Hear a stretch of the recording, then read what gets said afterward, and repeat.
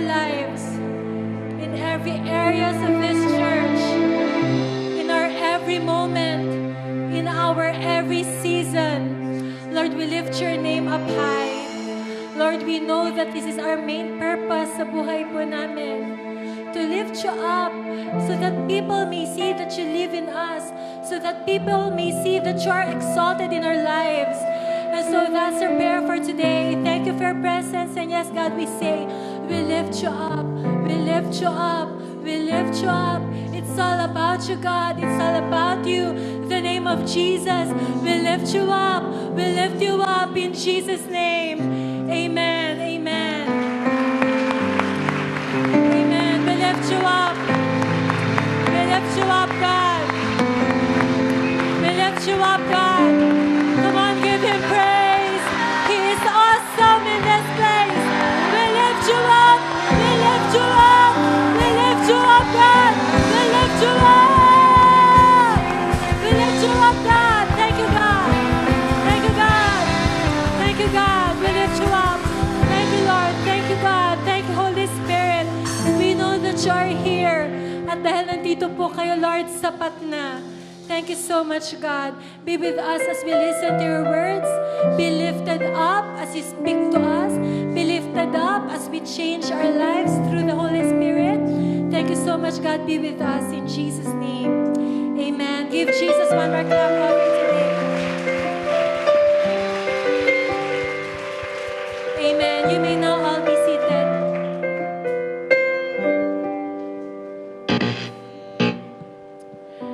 So good afternoon to everyone. This is an amazing day. Sino sa inyo ang nag-enjoy mag-worship kay Lord? Yung bang pag nag-worship ka sa Kanya at naramdaman mo yung presence niya, masasabi mo na sulit. Sulit ang paglusob kay Lando. Dahil bagyo lang yan, ikaw disipulo ka, kaya ikaw hindi ka nagpatinag. Can you tell your neighbor, congratulations? Ibang klase ka. This is an amazing day, and I am excited and privileged to share the word of the Lord with all of you today. Alam ko, marami ang makaka-relate sa inyo that Sunday is our favorite day. Every time na dumadaan yung mga araw, Monday hanggang Friday, busy tayo sa kanya-kanyang buhay natin. Pagdating ng Sabado, merong matinding anticipation. Bukas, Sunday na! At yung pagtungtong ng Sunday, grabe yung saya mo. Kasi hindi mo ipagpapalit yung araw mo kasama si Lord. Here in this place, we find our joy. Here in this place, we find our peace, our love. Dito sa church, kumpleto ang linggo mo. Amen? This month's topic is entitled Inseparable. Can you say it? Inseparable. And today's title is Inseparable Success. Before we hear the word, yaman na rin lang na tayo at si Lord naman talaga ang number one na inseparable. And actually, ikaw at yung katabi mo, tayo naman talaga ang inseparable. Bakit ba natin pinag-uusapan ng topic na ito? Because we want to unite our hearts together. We want to be stronger than ever. Sino sa inyo dito gusto mo mas maging matatag ka sa church? Mas maging matatag ka kasama yung mga ate mo, kuya mo, mga kaibigan mo dito sa church? Because that's our kind of life. Yun yung pangarap natin. To really have it dedicated fully kay Jesus. And before we do that, I would just like all of us to be encouraged by expressing our love to one another. Love mo ba yung katabi mo? Kasi sa topic nating inseparable, ang pinag-uusapan natin, ikaw at yung katabi mo, na inseparable kayo. The leaders of this church love you so much. Kaya nga, nung narinig namin ang title na Inseparable, sabi namin, wow, this is gonna be an amazing month. How many of you here so far are enjoying our topic? Inseparable. Kami, alam nyo, pagpasok pa lang ng October, grabe na ang tama sa puso namin itong Inseparable. Meron isang kantang sumikat. Pero sa totoo lang, bago pa siya sumikat, Sa'yo at sa akin naman talaga bagay itong kantang to. Hawakan mo yung katabi mo. Sabi mo, handa ka na ba? Sabi mo dyan, para sa'yo to. Handa na ba kayo? Yung totoo. O kantahin natin ka. God gave me you to show me what's real. There's more to life than just how I feel. And all that I'm worth is right before my eyes. And all, mas alam nyo pa eh. Then know why. Tingnan mo katabi mo. Now I do. Tingnan mo, maganda to. 'Cause God gave me you. Sa totoo lang, ikaw at ako ang inseparable. Mahal mo pa yung katabi mo. O isa pa, magkantahan tayo. God gave me you to show me what's real. There's more to life than just how I feel. And all that I'm worth is right before my eyes. And all I live for, let me then know why. Now I do. Tingnan mo ulit, Kim. Kantahin mo to. 'Cause God, o tayo ang lahat, tayo. Umikot kayo sa mga kaano nyo, ano ba yun? Mga kamahal mo, mga ka-Alden mo, hindi yon. Yung mga mahal mo sa church, and while we're singing this song, mahalin mo lang yan, kasi yan ang ka-inseparable mo. Go and walk around. 1, 2. God gave me you to show me what's real. There's more to life than just how I feel. And all that I'm worth is right before my eyes. And all I live for, though I didn't know why. Now I do. 'Cause God gave me you. One more time, sing it. 1, 2.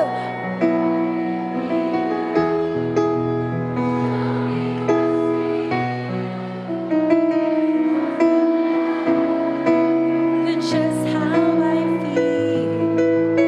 All that I'm worth is right before my eyes. And now that I live for, though I didn't know why. Now I do. 'Cause God gave me you. Isa pa, nag-enjoy kayo eh. God gave me you to show me what's real. There's more to life than just how I feel. Now that it's right before my eyes, and now live for. Now I didn't know why. Now I do.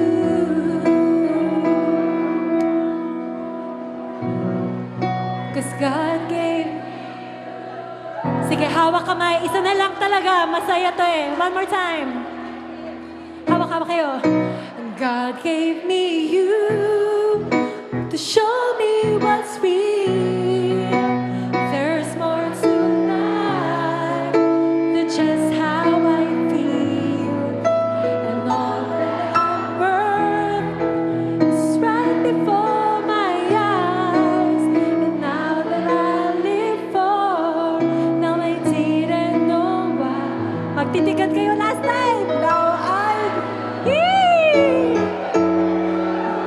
Tigilan! 'Cause God gave me you. Yeah! Adyan na po, nagtatapos ang sermon ko. Makakaupo na po tayong lahat.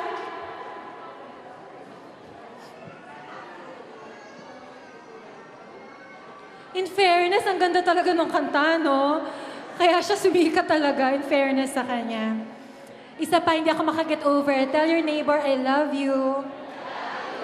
And tell the other one, we're inseparable.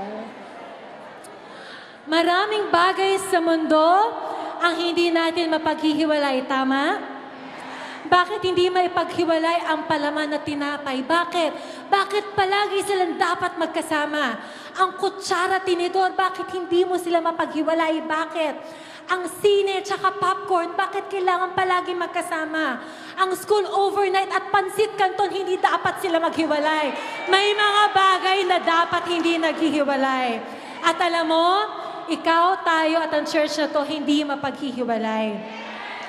More than that, tayo at ang mga promises ni Lord hindi mapaghihiwalay. Tayo at ang kadakilaan niya hindi mapaghihiwalay. Tayo at yung greatness, tayo at yung plano niya sa buhay natin, hindi mapaghihiwalay. And we tell you this, God has a purpose for your life. And yung purpose ni Lord sa buhay natin, yon ay talagang para sa'yo. Hindi maipaghihiwalay at hindi mo maaalis sa buhay mo. That God has a plan for you and that plan shall come to pass. For each of you here, you are dearly loved by God. And yung purpose na Lord na yon ay para sa'yo at hindi makapapayag si Lord talaga na hindi mangyari yun sa buhay mo. In this church, we will never get tired of preaching about God's plans over your lives. If there's one thing na hindi dapat ikaw maubusan, alam mo kung ano yun? Hindi load. Bukod doon, para makareply ka sa network leader mo. Ang isang bagay na hindi ka dapat maubusan, say it with me, expectation. Ang hirap kasi sa isang buhay na hindi ka na umaasa. May mga tao nagsasabing, napagod na siyang umasa. Pero iba ang lengguwahe natin dito sa church. Hindi pwedeng mapagod kang umasa because you know that there is this expectation in your heart and in your mind that one day, say it with me, one day you will see your dreams become a reality. And this church dreams of seeing your dreams become your reality. Hindi rin makapapayag ang leaders ninyo na hindi nyo ma-fulfill yung purpose ni Lord sa buhay nyo. Hindi makapapayag ang leaders ng church na ito na hindi nyo makamit yung mga pangarap ninyo sa buhay nyo. Amen? Sino sa inyo ang masarap, ang enjoy sa ganung pakiramdam? That someone is fighting for your dreams. Someone is fighting for your plans. Someone is fighting for your life. And that's what we're exactly doing. Today's reality may not look very promising. Alam ko, maraming mag-agree sa iyo, Ate Je, bakit ganun? I know, maraming plano si Lord sa buhay ko, pero ang reality, ang nakikita ng mga mata ko, hindi kagandahan. Sino sa inyo dito, huwag niyo na itaas yung kamay ninyo, there may be some of you here. Pag tinignan mo yung pamilya mo, masasabi mo na, Ate Je, parang hanggang dito na lang talaga yung pamilya ko. Parang kayo kasi ang galing yung magsalita tungkol sa pamilya, palibhasa, buo kayo eh. Pero Ate Je, kung makikita mo lang talaga yung totoong sitwasyon namin sa buhay namin, sa bahay namin, masasabi mo na parang hanggang dito na lang. And maybe some of you feel that way. Na parang naiisip mo hanggang doon na lang talaga. That no matter how hard we preach about your families, meron parang idea sa utak mo na hindi, Ate Je, hanggang dito na lang talaga eh. Pag nakikita mo kunwari yung bahay mo, Ate Je, parang paano to magmumukhang matino? Yung bahay namin, Ate Je, kung alam mo lang talaga yung itsura. Another one, when you look at your personal life, at your personal career, kunwari, sa mga working dito, pwede mong masabi na hanggang dito na lang yata talaga. Parang ang hirap namang ma-promote. Parang ang hirap naman talagang umabante. Parang ang hirap naman talagang umasenso. Sino dito working? Taas ang kamay. Sino sa inyo mga working naranasan ninyo na napaka-idealistic ninyo ng mga college kayo? Sabi nyo sa buhay nyo, after 2 years, may ganitong pera na ako. After 5 years, magkakaroon na ako ng kotse. After 7 years, nakaka-relate kayo, after 7 years, may bahay na kami, may yaman na kami. Napaka-idealistic nyo. Pero nung nagsimula ka magtrabaho, nung nagsimula kang kumayod, at nung nakita mo yung payslip mo, sabi mo dati, maka 15,000 a month lang ako, pwede na. Nung ikaw is meron ng kahit 18,000, 20,000, na sabi mo ng, ang hirap pala. Paano umasenso? Tama! Because when you use your physical eyes, kung mata mo lang ang gagamitin mo, pwede mo masabi na parang imposible umasenso. Parang imposible ma-promote. Parang imposible yung promises ng Lord sa buhay ko. When you look at yourself, yung itsura mo, pwede mo masabi na, ate, agad dito na lang talaga to. Wala na talaga itong pag-asa. But again, we will remind you every single day that, hey, there is hope.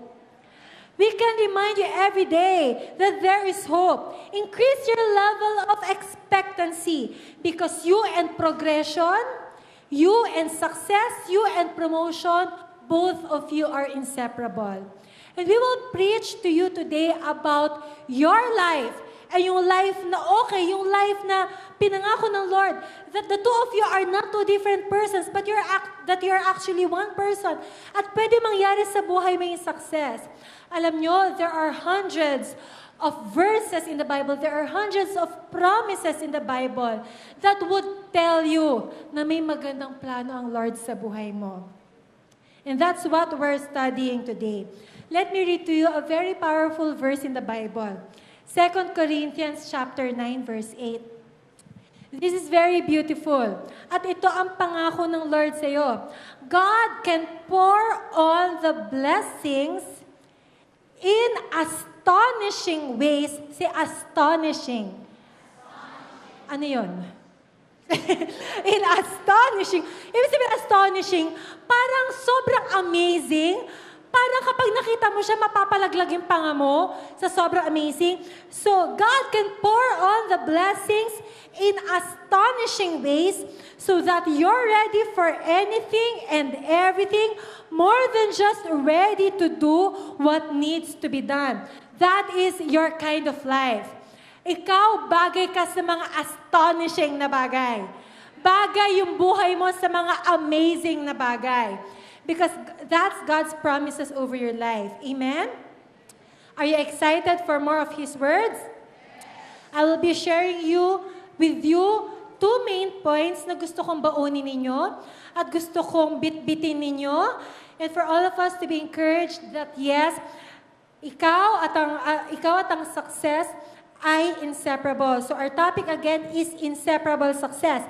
Maniwala ka na ikaw at ang success ay hindi mapaghihiwalay. Number 1, habang tumatagal, mas sumasarap. Habang tumatagal, mas sumasarap. Sino dito? Ano bang pagkain nyo habang tumatagal sumasarap? Atsara, adobo. Bakit yung adobo, no? Pagka tumatagal siya masarap. Na-try nyo na yung paksiw. Ang paksiw, habang pinatagal mo yan, habang mas matagal yan, nanunuot yung asim dun sa bangus, kunwari, mas tumatagal, mas sumasarap. Alam niyo yung tocho? Hindi nyo alam yung tocho? Tocho yung pritong bangus, tapos may tocho. Mga nanay lang nakakalam. Ang tocho, mas tumatagal, mas sumasarap. Alam nyo, sa buhay Kristiyano, habang tumatagal, mas sumasarap. Ganyan ang buhay ng kay Lord. Amen? Habang tumatagal ka, mas sumasarap. Bakit ganun ang pakiramdam? Nung first timer ka dito, ang saya mo, masaya ka, chill, okay dito Nung fourth timer ka, parang mas okay Sino dito yung ngayon, ramdam mo na alam mo, medyo mas tumatagal ka na, parang mas masaya kaysa nung first timer. Grabe sa church, no? Yung pakiramdam na nandito ka, tapos tumatagal ka, and you know that you are in the right place. You know that you are with the right people. At habang tumatagal, mas sumasarap. Magagets mo lang ang tunay na ibig sabihin ng success kung tatagal ka. Ulitin ko yun. Magagets mo lang ang tunay na ibig sabihin ng success kung tatagal ka. Pag-usapan natin, thesis at pag-aaral na minadali, tatagal ba? Palagay ko hindi tatagal yon. Trabahong minadali, tatagal ba quality nun? kunwari, minadali mo, bahala na to. Kunwari, nasa factory ka, sige, okay na yan. Minadali, tatagal ba yon? Life group na minadali, tatagal ba yon? So, dapat ikaw, kung ikaw ay life group member, dapat tumagal ka. Kapag ikaw life group leader, dapat tagalan mo yung pag-handle sa life group mo. Kasi habang tumatagal, mas sumasarap. Let me read with you a verse in the Bible, a passage in the Bible na sobrang enjoy ko, and this is one of my favorites. Ezekiel chapter 47, verses 3 to 12. Ezekiel chapter 47, verses 3 to 12. Ang background ng story ito ay isang picture na pinakita kay Ezekiel noong panahon ng mga Israelites. Ito yung sabi dyan, pakinggan nyo, basahin natin and understand this with me. He walked to the east with a measuring tape and measured off 1,500 feet, leading me through water that was ankle deep. Ano ang ankle deep? Ano ang ankle? Hindi yan yung kapatid ng tatay mo. Hindi yan yun. Ang ankle deep, yung hanggang ito, yung bukong-bukong. Okay. Water that was ankle deep. He measured off another 1,500 feet. Lumayo pa siya, naglakad pa siya. He measured off another 1,500 feet, leading me through the water that was knee deep. Ano yung knee? Knee. Okay. He measured off another 1,500 feet, leading me through water waist deep. He measured off another 1,500 feet. By now, it was a river over my head. Water to swim in. Water no one could possibly walk through. Napakaganda nitong picture na to. Noon, lumusong siya sa tubig at paglusong niya hanggang sakong. Sino sa inyo ng bata ka, masaya ka na hanggang sakong? Parang, okay na ako dito. Yung anak ko, masaya na siya. Hanggang bewang, okay na siya doon. Pag lumagpas, hindi na siya okay doon, yung bunso kong anak. Pero dito sa picture na to, hanggang naging waist, naglakad pa siya, hanggang sa siya ay lumalangoy na. Kung kayo ay mahilig mag-swimming, kung kayo ay mahilig sa tubig at sa dagat, sa mga swimming pool, ganyan-ganyan, hindi enjoy ang hanggang sakong lang. Hindi enjoy ang magtatampisaw ka doon parang the whole day. Naka-full attire ka pa, naka-rash guard ka pa, naka-malaking hat ka pa na gano'n, tapos hanggang sakong ka lang. Yung iba kasi sa atin gano'n mag-swimming, no? Sa kagaling, sa kapunta, mag-swimming lang. Talaga, pero sa totoo lang, nagpa-picture lang siya. Sa attire niya, di ba? Marami sa atin ganyan. So, hirap mag-swimming na ankle deep. Pero habang tumatagal, naglalakad siya, nasa tuhod na. Nasa bewang na. Nagsiswimming ka na. And you can only enjoy yung talagang ibig sabihin ng swimming kapag yan ay talagang lagpas tao. Alam niyo yung mga divers, yung mga trip nila. Hindi enjoy mag-swimming sa kiddie pool. Kasi kung tayo, as in ganito yung height nyo, ganito. Tapos swimming pool, bitin. Sabihin nyo nga, bitin. Bitin. Hindi masaya mag-diving sa tubig na hanggang tuhod lang. Dive ka, boom. Kasi kapag nag-diving ka, sa hanggang tuhod lang, masakit. Hindi siya tama na idea. Alam nyo, sa church, kapag nagsimula ka lang at hindi ka tumagal, bitin. Kapos, hindi mo mararanasan ang totoong ibig sabihin ng sarap, ng saya, kung hindi ka tumatagal. Sabihin mo sa katabi mo, tatagal ka ba? Because that is life. Life is about saying to God, the Lord, yung relationship natin, pang matagalan to, Lord, you and I are inseparable. This life is really about telling your churchmates, alam mo, churchmate, ikaw at ako, tayo talaga ang inseparable. Tatagal tayo. Because, again, point number 1 says, habang tumatagal, mas sumasarap. Meron sa inyo dito dati, life group member ka lang. Nung tumagal, bigla naging part ka ng ministry. Bigla ka naging usher. Bigla ka naging worship team member. Alam niyo, nakakatawa yung mga tumayo dito, si Raymart, yung dalawang cute, si Raymart, tsaka si Trisha. Lalo na si Trisha, kailan lang naman si Trisha? Si Trisha.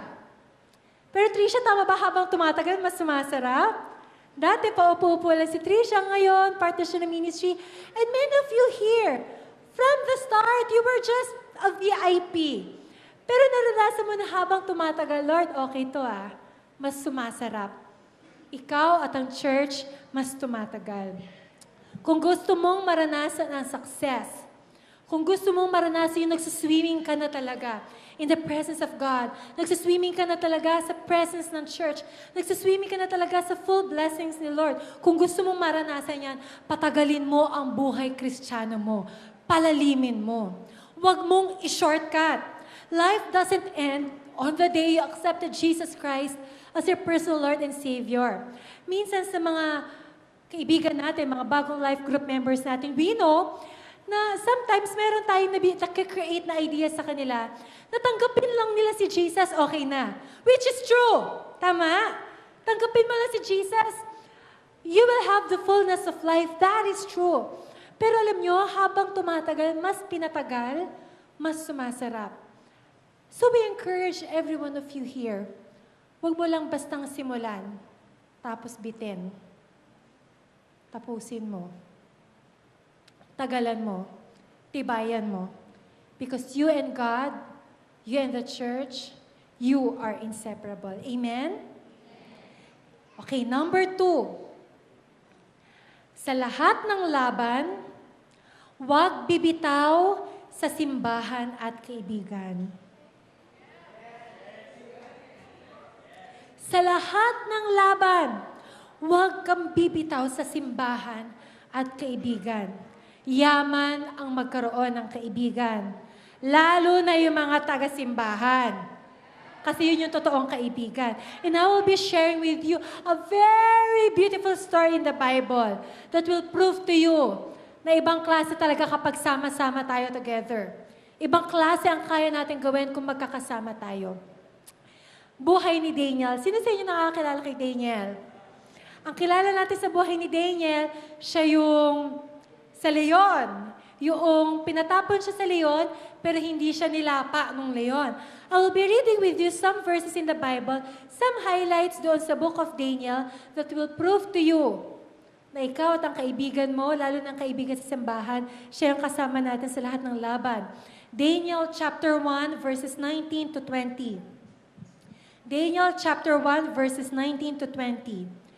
The king talked with them, and out of them all, not one was found like Daniel, Shadrach, Meshach, and Abednego. Ilan ang magkakaibigan? 4. So they entered the king's personal service. As for every matter of wisdom and understanding about which the king consulted them, he found them 10 times better than all the magicians and conjurers who were in all his realm. Matindi ito, 4 na magkakaibigan na ito. Doon sa Babylon, isa siyang marangyang lugar. Isa siyang, ang mga tao doon, sanay sila na mararangya ang buhay. Talagang mayayaman ng mga tao doon. Ganon ang mga klase ng tao doon. Pero merong 4 na magkakaibigan. Yung 4 na magkakaibigan nito, solid sila. Meron ka bang kaibigan na solid kayo? Meron, ano? Ito 4 na to, si Daniel, si Shadrach, si Meshach, at si Abednego, solid talaga sila. And they are one in heart, one in spirit. Meron mga pinag-uutos yung hari na alam nilang labag sa Diyos, pero alam nyo, kahit sino pa ang bumuwag sa kanila, walang makakasira sa kanilang samahan. Magkakasama silang 4. Pag sinabi ng hari, kumain kayo dito ng mga karne, ng mga alak, magpakasasa tayo sa alak. Ang sabi ni Daniel, ni Shadrach, ni Meshach at Abednego, hindi po. Solid kaming 4, magkakasama kami. Hindi kami mag-iiwanan. Kami po, kakain lang kami ng gulay. Grabe ito mga to. Alam nyo, kapag may inuutos yung Lord sa kanila, sama-sama sila. At nagbabantayan sila. Hindi nila pinapayagan na meron silang kaibigan na nawawatak. Tama ba yung salita ko? Nawawatak. Grabe itong mga to. At ang sabi sa verse sa Bible, napakaganda. He found them, itong apat, he found them 10 times better than all the magicians and conjurers who were in all his realm. Kasi yung hari, marami siyang palaging panag-inip.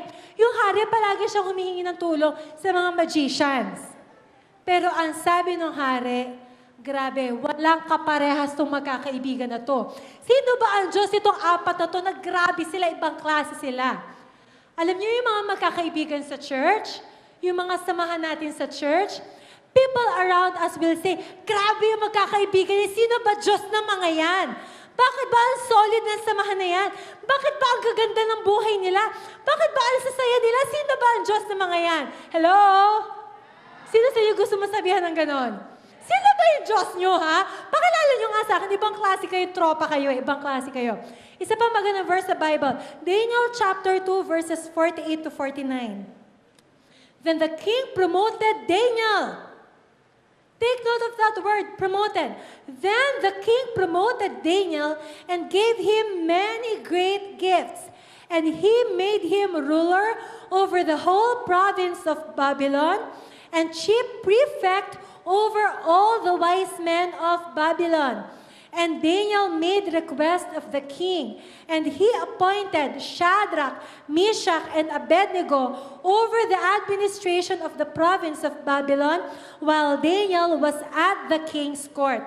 Alam nyo, ang isa pang fact sa Bible, kapag ikaw hindi ka bumitaw at kasama mo yung mga kapwa-kaibigan mo na alam mo ang gusto mangyari ay mapalapit kayo sa Lord, alam nyo yung success, yung promotion, hindi kayo hihiwalayan yan. These four friends were so solid. Alam nila kung ano yung standing nila kay Lord. And because they are so solid to one another, na hindi talaga sila nag-iiwanan, God promoted them. Alam nyo, si Daniel, grabing position ang binigay sa kanya sa kaharian ng Babylon. Sino sa inyo gusto ng promotion? Huwag mo hiwalayan yung kaibigan mo. Yung kaibigan mo na taga-simbahan. Because that's the only person who can lead you at the right track. Amen?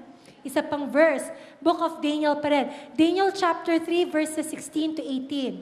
Shadrach, Meshach, and Abednego replied to the king, O Nebuchadnezzar, we do not need to give you an answer concerning this matter. If it be so, our God whom we serve is able to deliver us from the furnace of blazing fire, and he will deliver us out of your hand, O king. But even if he does not, let it be known to you, O king, that we are not going to serve your gods or worship the golden image that you have set up. Meron matinding decree binigay yung si King Nebuchadnezzar during that time. Nagpagawa siya ng isang rebulto na ginto. Nagpagawa siya at ang sabi niya, lahat daw ng taga-Babylonia dapat lumuhod lang doon sa ginto. Pero sino nakakaalam sa inyo? May isang Diyos lang talaga. At never ka talaga mapapalood sa ibang Diyos. Kasi yung Diyos na buhay, siya lang dapat luhuran natin. Amen? Grabe ito, apat na magkakaibigan ito. Sabi ng king, doon kayo luluhod. Ang sabi pa dito, sabi ng king, ang decree niya, kung sino man ang hindi lumuhod, doon sa pinagawang ginto, ang sabi doon sa decree ng hari, ipapatapon sa lumalagablab na apoy. Ang sabi pa doon ng hari, grabe, kasi meron pa isang storya doon, ang sinabi ng magkakaibigan, hindi po kami kailanman luluhod dyan. Tapos sabi ng hari, totoo ba yung nabalitaan ko hindi kayo luluhod dyan? Sabi ng hari, gawin mong 10 times ba yun? Gawin mong mas mainit pa yung pagundo ng apoy para matakot itong mga to at itong mga to lumuhod talaga. Alam niyo sa buhay natin, may mga ganitong sitwasyon. Mayroong pinapagawa sa iyo ang Lord. Sabi ng Lord, ibigay mo yung buhay mo sa Kanya. Sabi ng Lord, itodo mo na yung buhay mo sa Kanya. Ganun din yung sinabi ng Lord kila Daniel. Sabi lang kay Daniel, ako lang ang sambahin ninyo. Pero meron decree yung hari, sabi, hindi, sambahin niyo yung Diyos-Diyosan. At merong parusa. Kung sino naman ang hindi sumunod dun sa bulong ng mga masasamang impluensya, ang sabi doon, mapapahamak, papupunta doon sa furnace. Pero alam nyo, bilib ako dito sa apat na magkakaibigan nito eh. Alam niyo kung bakit? Alam niyo bakit? To apat na magkakaibigan nito, alam nila na kahit may matinding threat sa buhay nila, na alam nila na kahit pwede silang mapahamak, basta sama-sama sila, nasusunod sa Diyos na buhay nila, wala silang iwanan. Ang dali-dali. Siguro na-imagine ko, kunwari si Abednego, kunwari sabihin niya, ha? Talaga ba? Kunwari nag-uusap, di ba yung mga barkada nag-uusap-usap yan?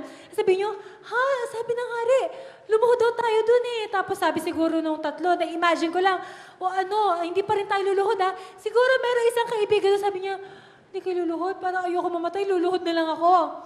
Kasi pwedeng ganun yung kaibigan mo, di ba? Parang iwanan ka sa ere, tapos para lumaligtas yung buhay niya. May ganun ba kayong kakilalang tao?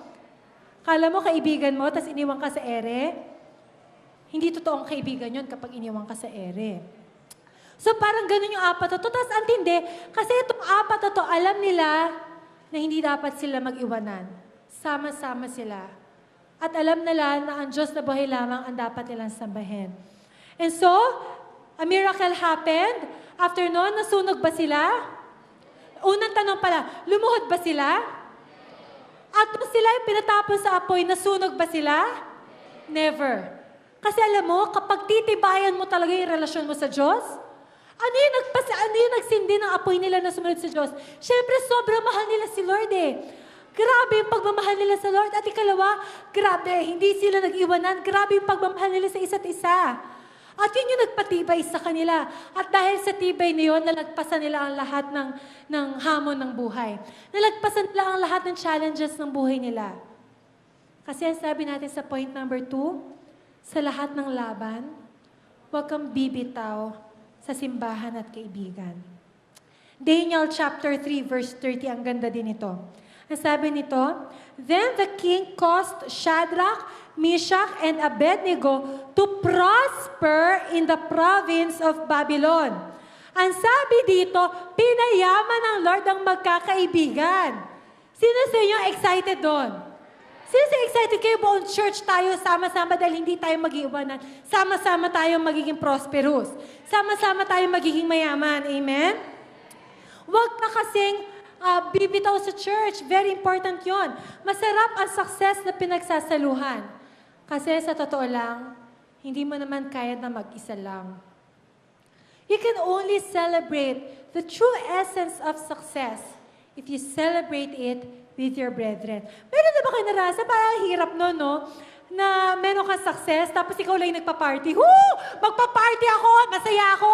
Kakain ako sa labas. Lalamon ako mag-isa. Magbo-buffet ako mag-isa lang ako. Masaya ako. Mag-isa ako. Meron bang ganon? Meron ba sa'yo masaya mag-isa ako? Kahit saan ka pa kumain. Magbo-buffet 101 ako. Masaya ako. Mag-isa ako. May ganon ba? Meron na ba kayo nakita nag-post sa Facebook, nag-selfie siya, as in mag-isa lang siya, tapos sabi, I'm having a great time here, tapos mag-isa lang siya.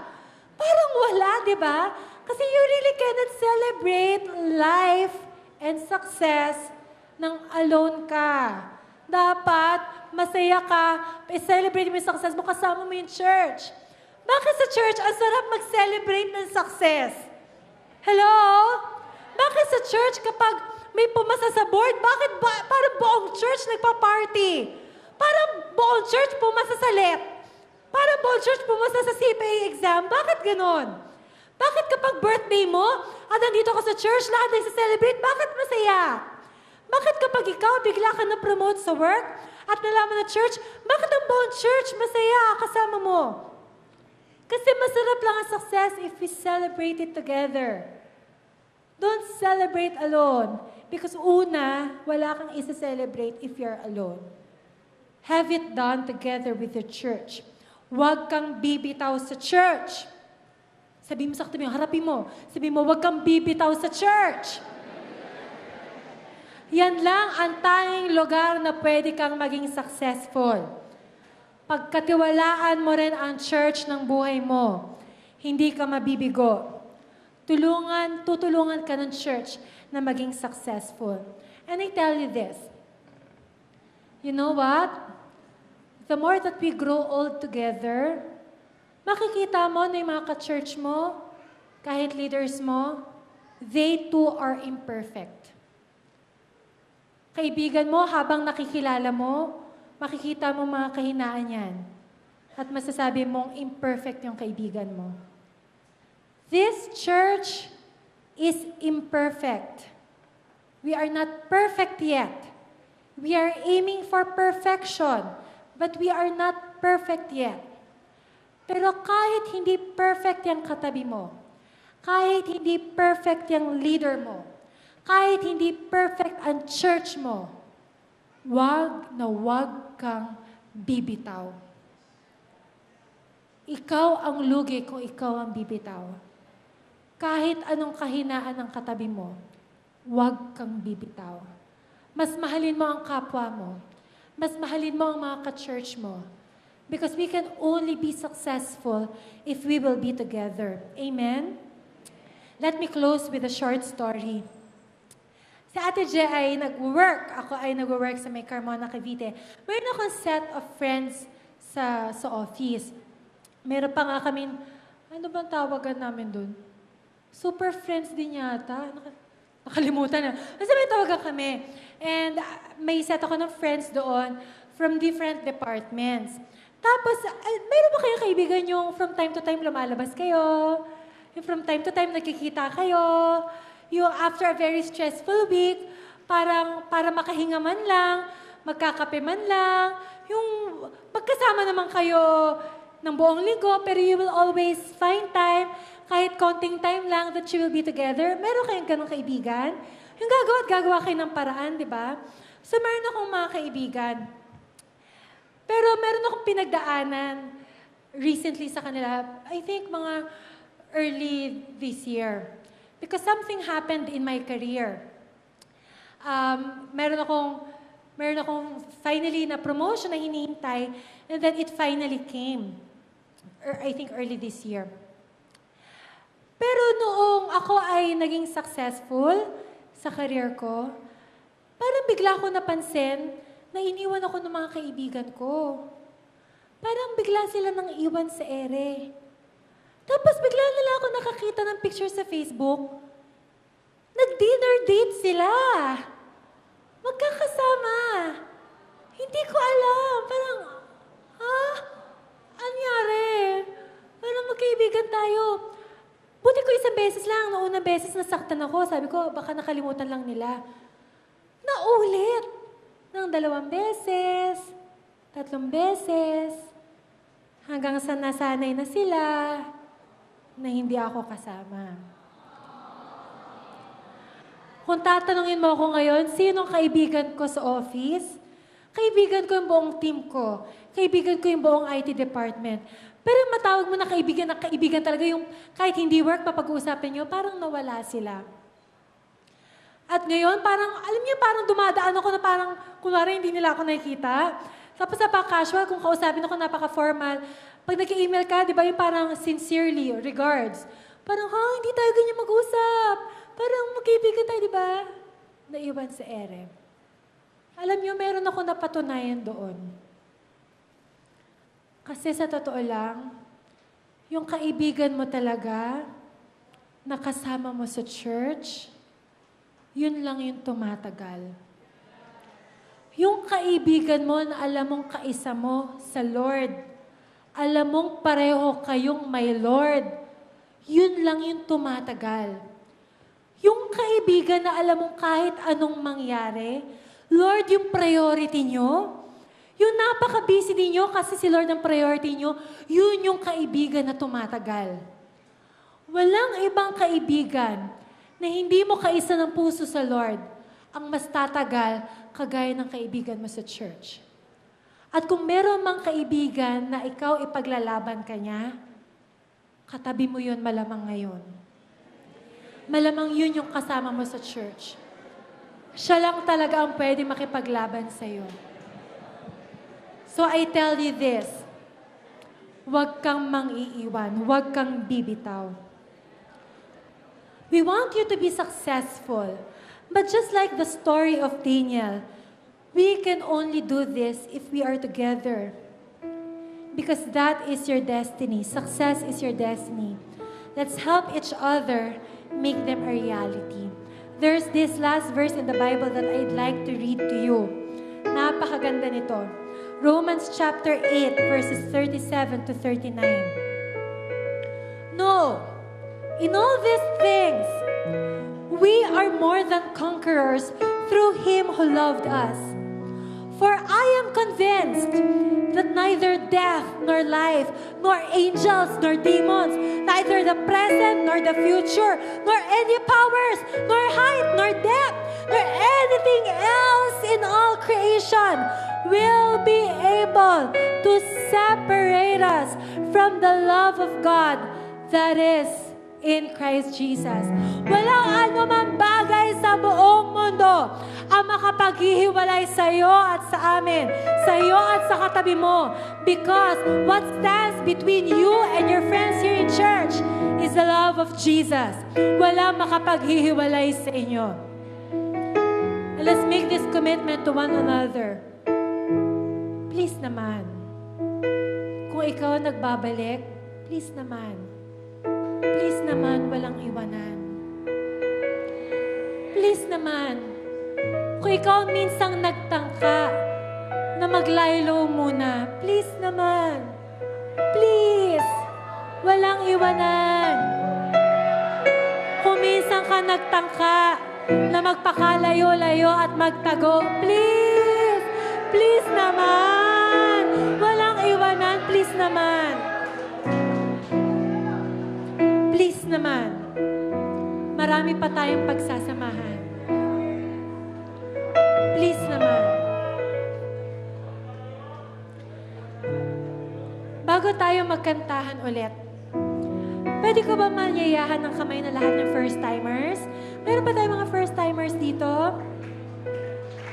Thank you so much for coming. Welcome kayo dito. Welcome po kayo dito. Alam niyo po, sa church na ito, we will keep on preaching about the love of Jesus sa buhay niyo. Pwede ko po ba maihala ng first-timers na tumayo? Okay lang po ba tayo kayo? Wow! Sige, tayo kayo, tayo kayo. Wow! Wow! Thank you for coming. Last request, pwede ko po ba kayo maiyahan na mag-forward dito? Harap po kayo sa akin. Kakausapin ko lang po kayo.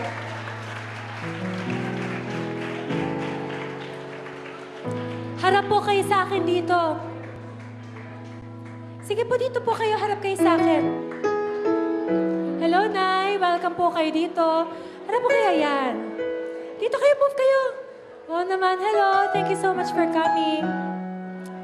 Alam niyo, sa totoo lang, mahal na mahal po kayo na nagdala sa inyo. At gusto ng mga nagdala sa inyo na wala kayong iwanan.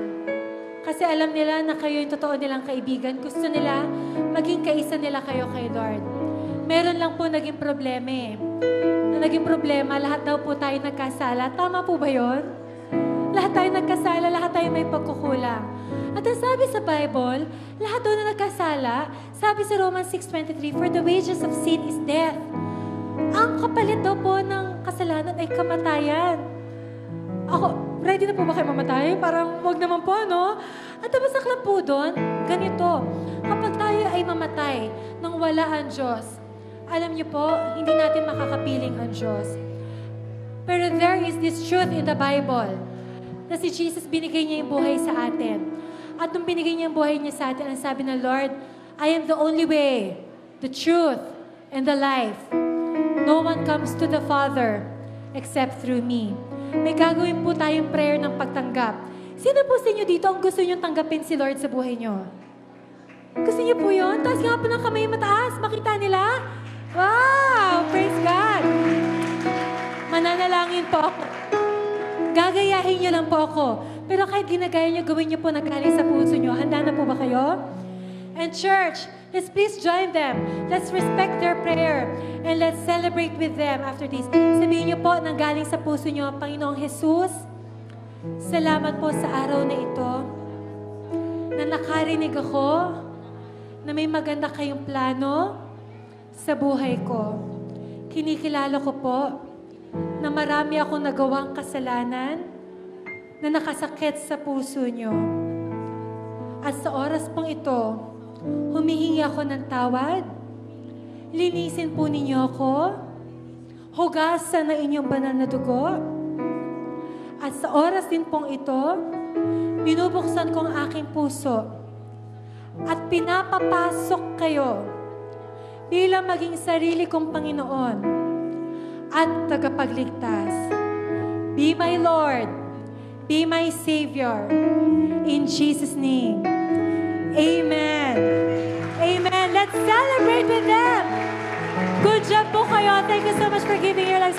Pwede po ba kayo humarap sa kanila? Harap po kayo sa kanila. Palakpakan nyo ang mga bago nyong kapamilya. Ang mga bago nating kadugo. Thank you so much. Congratulations po. Congratulations. Thank you so much po. Congratulations po. Congratulations po. Congratulations. Thank you so much for coming, Congratulations. Congratulations. Makakaupo na po kayo. Congratulations. Thank you so much for coming.